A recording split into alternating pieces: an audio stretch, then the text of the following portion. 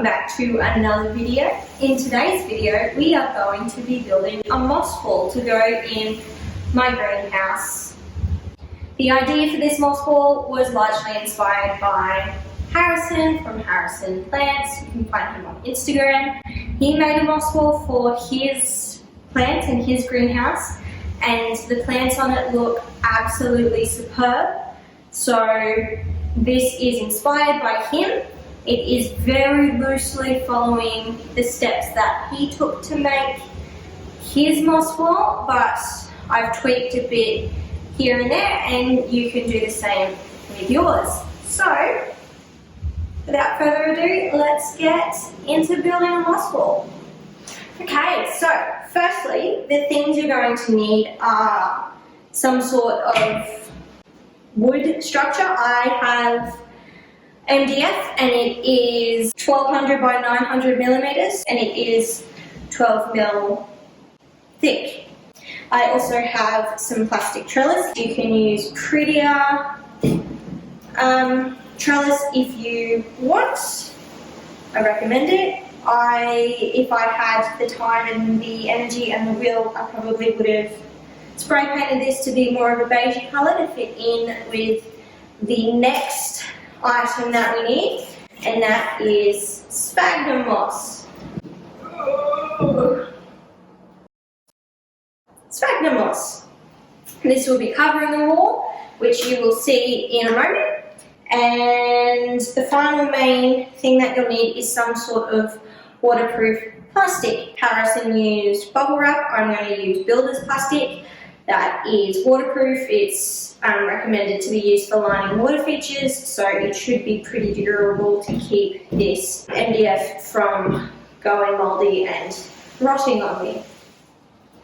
So your first step, the first thing that you're going to need to do is cover this MDF with plastic. I'm going to cover all sides so that there is next to no chance of water getting through. So that's what I'm going to do now.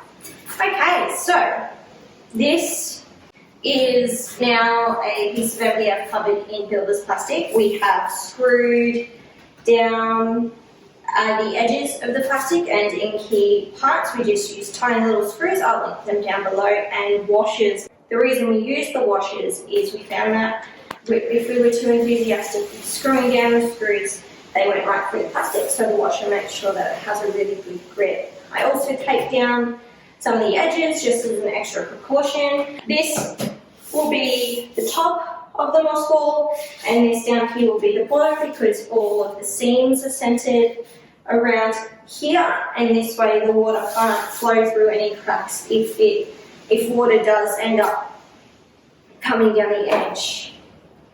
The next step is to load this baby up with sphagnum moss. I grabbed the big block from Bunnings. I have wet it. It is in buckets on the floor here, and I will just squeeze it out a little bit and lay it as evenly as I can all over this, because the sphagnum moss is what the plant roots will stick to so they can climb up the wall.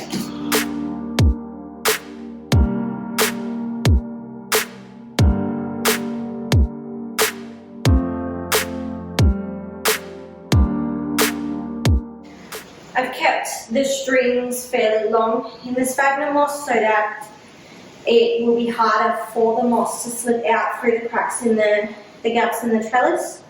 Some people cut up their sphagnum moss, especially if they're using moss to root their plants, and that way you don't have long strings attached to a root, but for this case, leaving them nice and long serves my purpose better.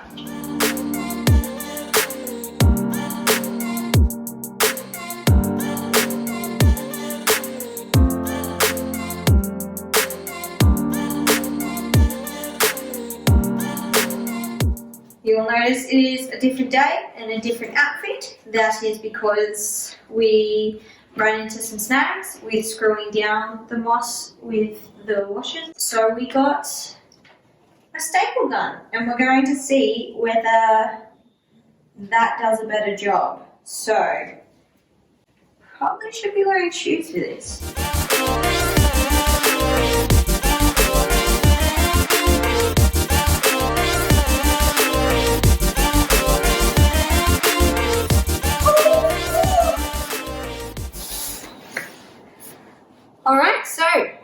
have it, my completed moss wall. Hopefully it serves me well and I have some really happy plants up on it.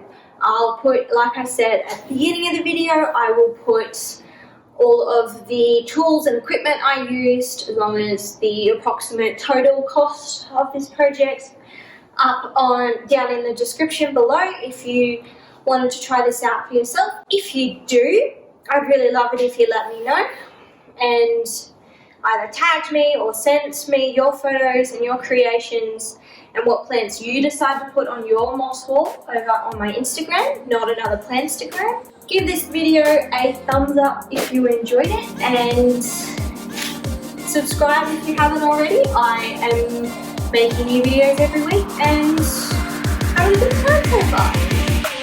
Thanks so much for watching and I'll see you all in the next video.